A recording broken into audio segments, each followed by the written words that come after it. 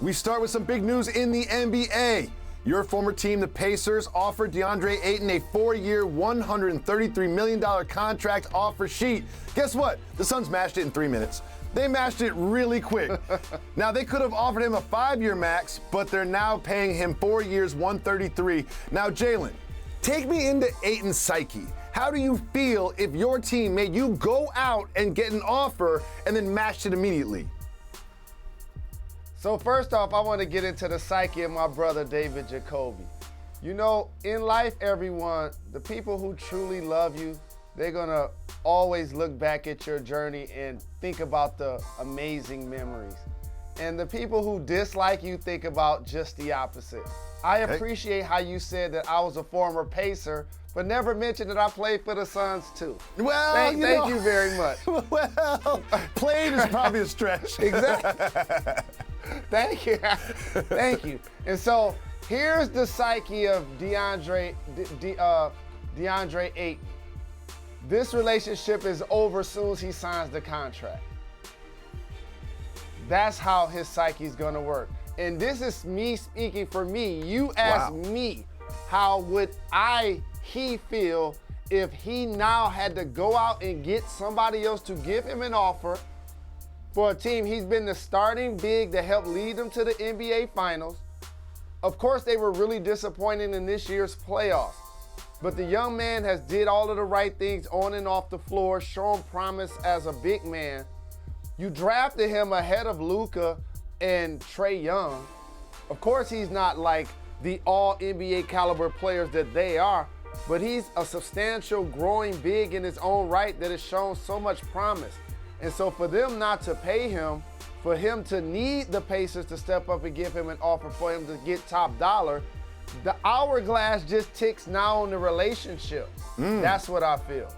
Yeah, not too many times in business do you sign a brand new deal, and the second you sign it, you already feel like you got one foot out the door. And one thing that I always think about with Deandre Ayton and his relationship with the Suns is they could have given him extension. That was covered. They did not. But you got to remember how the season ended against the Mavs in that Game 7 when they were getting absolutely blown out. Deandre Ayton was just sad on the bench. Monty Williams was asked about it. He didn't play at the end of the game, and Monty asked about it. You remember this. And he said, it's internal. Like, this relationship was already fractured before this happened.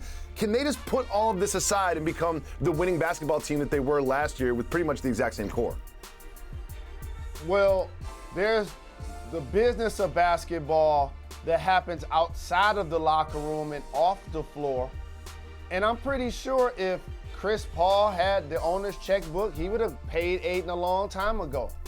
But now that he has gotten paid, you said the key name that's going to make this work. Monty Williams. See, now what's going to happen is you got your money. The organization is invested. We need to reinvest as a franchise, as a team, because alongside of the Nets, they were the most disappointing team in this year's playoffs. And it wasn't just Ayton. You can put a lot of people's faces up on that bulletin board based on why they got bounced unceremoniously. But Monty Williams is the guy that's going to be able to keep this thing together. Devin Booker is still an amazing player. Chris Paul is going to respond to a poor playoff. Mikal Bridges is still growing. Like, the sky's the limit still, Cam Johnson. The sky's still the limit for what they can accomplish. It ain't all on Ayton, but it's still good to see him getting paid because he deserves it.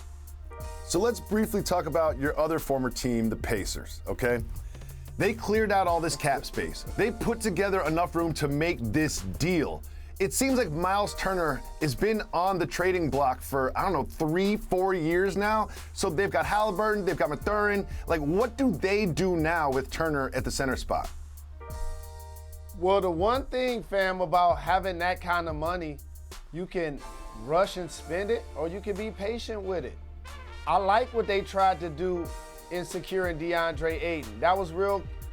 They did a really good job of calculating that, and they forced the hand in a lot of ways of the Phoenix Suns.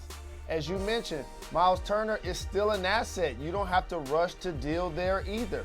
And so you stand pat and you see what happens with the market.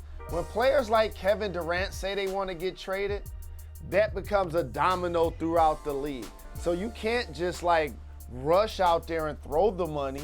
You got to be patient and see what deals are happening. Thanks for watching ESPN on YouTube. For live streaming, sports, and premium content, subscribe to ESPN+.